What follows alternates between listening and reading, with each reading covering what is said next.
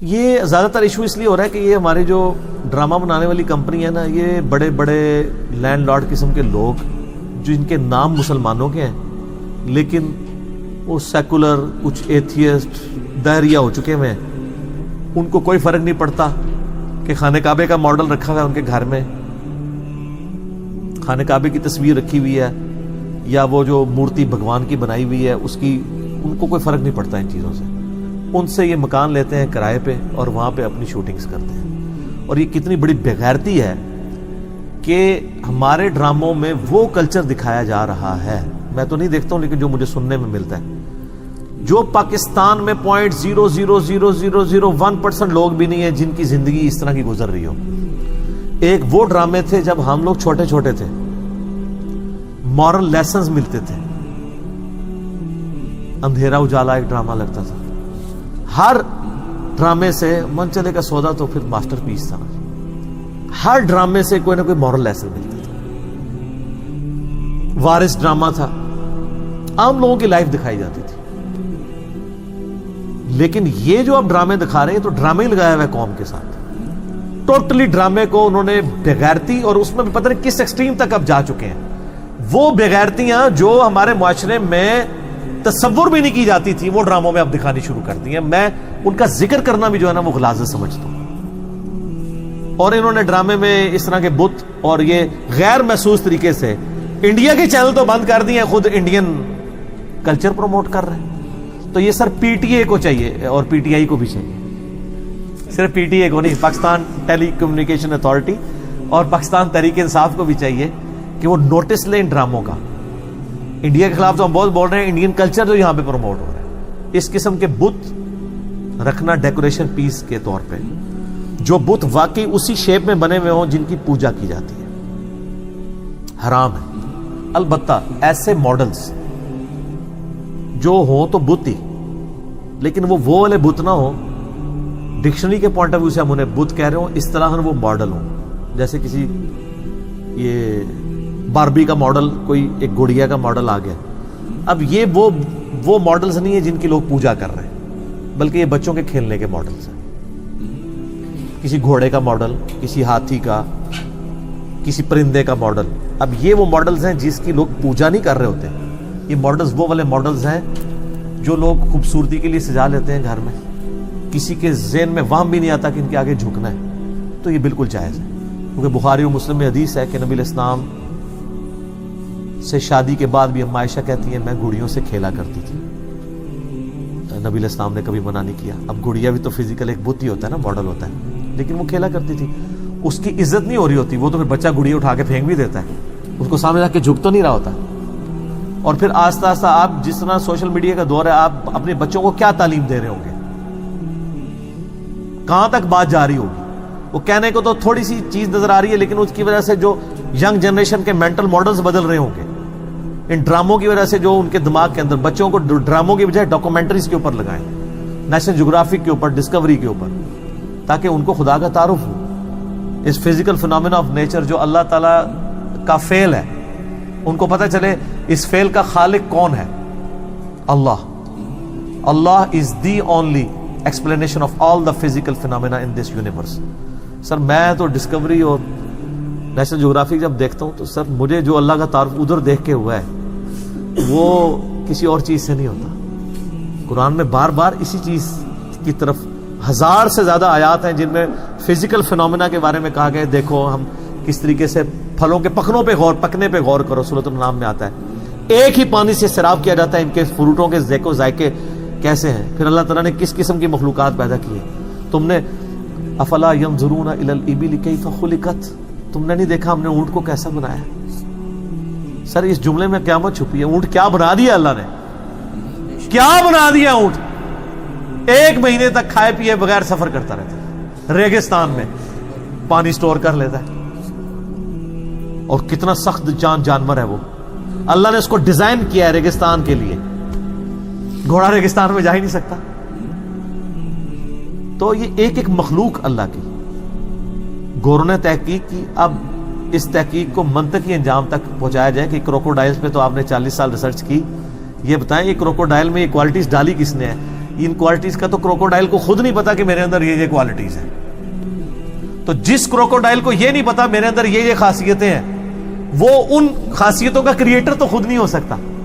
اور اگر آپ کو یہ بات سمجھ نہیں آ رہی تو اپنے بارے میں آپ سوچ لیں, کیا آپ کے گردے جو 25 دفعہ ڈیلیسس کر رہے ہیں, کبھی زندگی میں آپ نے یہ خود چلائے تھے, کوئی ان کی کوئی سوئچ آن کیا تھا؟ آپ کا دل روزانہ 1,00,000 دفعہ دھڑک رہا ہے اور 10,000 لیٹر خون پمپ کر رہا ہے, کبھی آپ نے یہ ہوتے ہوئے دیکھا ہے؟ اگر آپ کو سائنٹسٹ نہ بتائیں تو آپ کو تو یقین بھی نہ ہے کہ یہ خون سارا ہو رہا ہے. آنکھوں کو تو پھر بھی آپ شیشے میں چمکتا ہوا دیکھتے ہیں, جو اندر اتنی مشکل ٹریفک رواں ہے.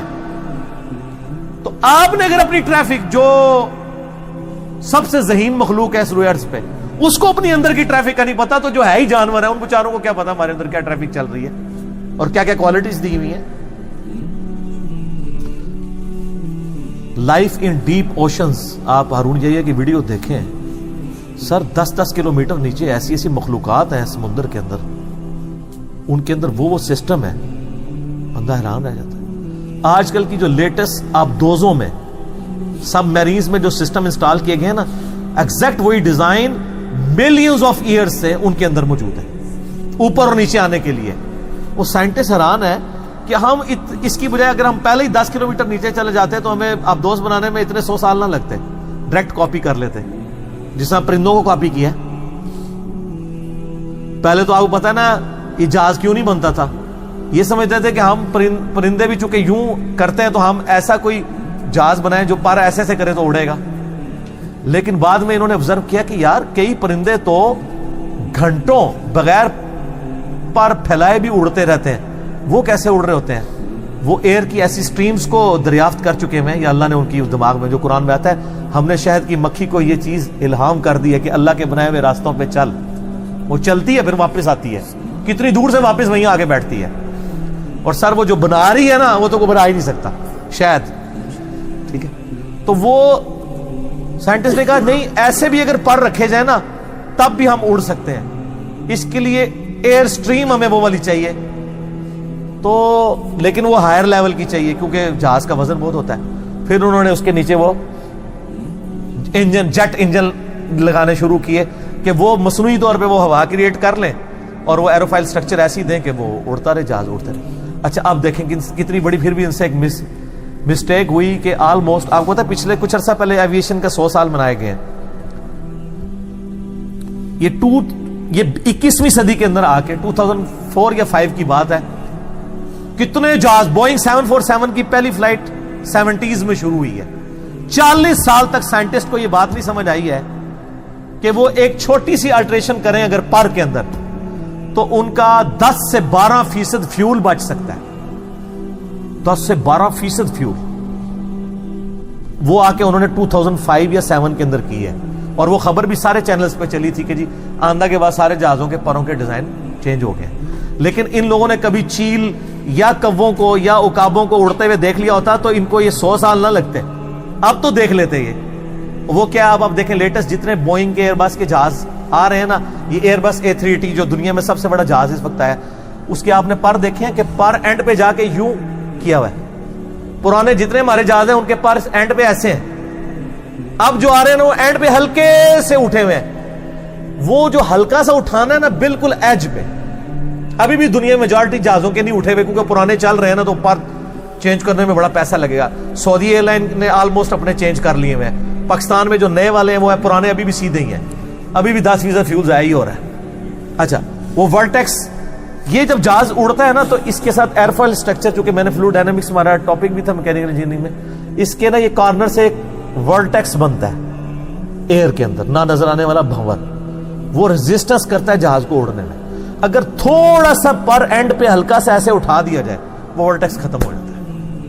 اس کے سے جہاز کو آگے جانے میں ریزسٹنس ختم ہوتی ہے اور 10 سے 12% فیول بچ جاتا ہے. تو سر یہ چیلیں کبھی آپ نے دیکھی نہیں ہے, ان کے پر اینڈ پہ ہلکے سے اٹھے ہوئے نہیں ہوتے. لیکن ادھر تک یہ تو سر آپ نے مسلمانوں نے ان کو بتانا تھا. چلو جہاز نہیں آپ کے بزرگوں سے بنا, تو جب جہاز بن گیا تھا 80 سال تک اتنا دنیا کا فیول ضائع ہوتا رہا.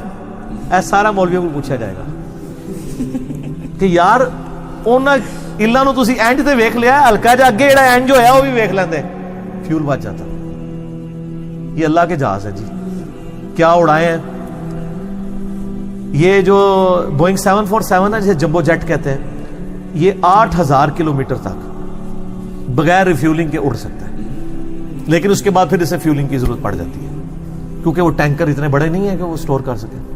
اور سر اللہ نے جو اپنے جہاز چھوڑے ہوئے سرخاب جسے کہتے ہیں آپ، ہر سال رشیا سے آلموسٹ 8-10 ہزار کلومیٹر وہ اڑتے ہیں، وہاں سے یہاں پہ آتے ہیں، ان کو بھی پتا ہے کہ اب سردیاں شروع ہو گئی ہیں، ادھر آنا ہے، اور جب وہاں پہ سردیاں تھوڑی کم ہونا شروع ہوتی ہیں تو پھر وہ واپس چلے جاتے ہیں، اور اس دوران وہ نہ کھاتے ہیں نہ پیتے ہیں، ہوا میں ہی رہتے ہیں، سوتے بھی ہوا میں، وہ ایسی ایئر سٹریمز میں اڑتے ہیں کہ ان کو یوں بھی کرنے کی ضرورت نہیں پڑتی، میلوں اڑتے چلے، گلائڈ کرتے جاتے ہیں۔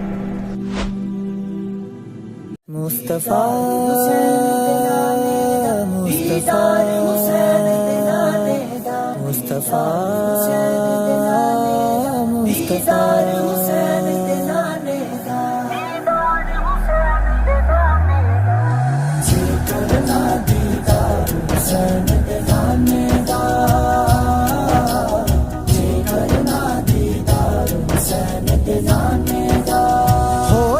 عاشق یار حسین دے نانے دا،